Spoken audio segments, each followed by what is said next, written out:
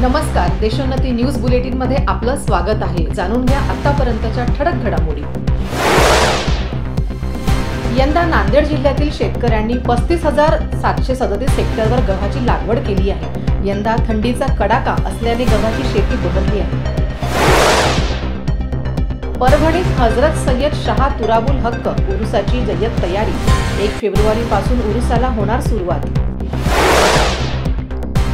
मध्य प्रदेशातून जालन्याकडे येणारा गुटखा पारत पोलिसांनी पकडला। गुटखा माफियांनी वाहन अडविण्यासाठी गेलेल्या ग्रामस्थांनाही चिरडले।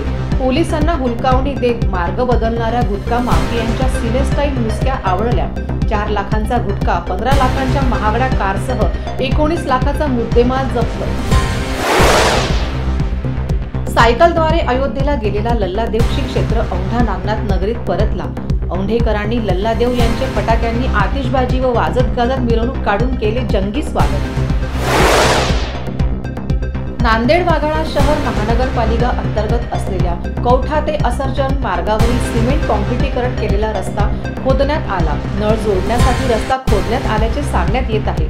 परिणामी या मार्गावरील वाहनधारकांना तारेवरची कसरत करावी लागत असून विष्णुपुरी येथील शासकीय रुग्णालयात रुग्ण घेऊन जाणाऱ्या रुग्णवाहिका चालकांनाही नाहक त्रास सहन करावा लागत आहे। संतप्त शेतकरी आणि शिवसैनिकांनी पीक विमा कार्यालय फोडले। शेतकऱ्यांना पीक विम्याची रक्कम मिळाली नाही म्हणून शेतकरी तसेच शिवसेना उद्धव बाळासाहेब ठाकरे पक्षांच्या वतीने मालेगाव येथील पीक विमा कार्यालय आज फोडण्यात आले। अन्यायग्रस्त आदिवासी बांधवांचे जिल्हाधिकारी कार्यालयासमोर अन्नत्याग आंदोलन। 1976 पासून अनुसूचित जाती व जमाती आदेश सुधारित कायद्यानुसार संवैधानिक अधिकार, हक्क व लाभ मिळत नसल्याने समाज आक्रमक। वाशिम जिल्ह्याच्या मानोरा तालुक्यातील कार्ली परिसरात अवैध वृक्षतोडीला उधाण। वन विभागाचे ठेकेदाराशी साटेलोटे।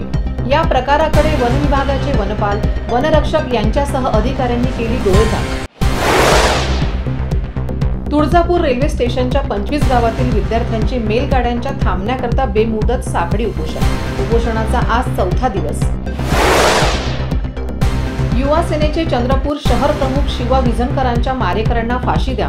चंद्रपुरात निघाला कॅन्डल मार्च।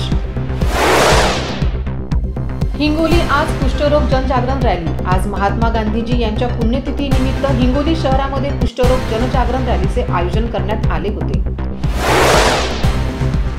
अतिवृष्टीच्या पावसामुळे नांदेड शहरातील अनेक नागरिकांना घरात पावसाचे पाणी शिरून मोठ्या प्रमाणात नुकसान झाले होते।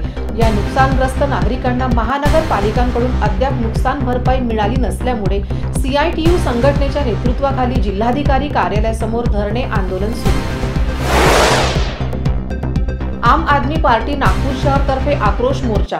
महाराष्ट्रात अनेक वर्षापासून स्पर्धा परीक्षा घोटाळा होत असल्याचा आरोप।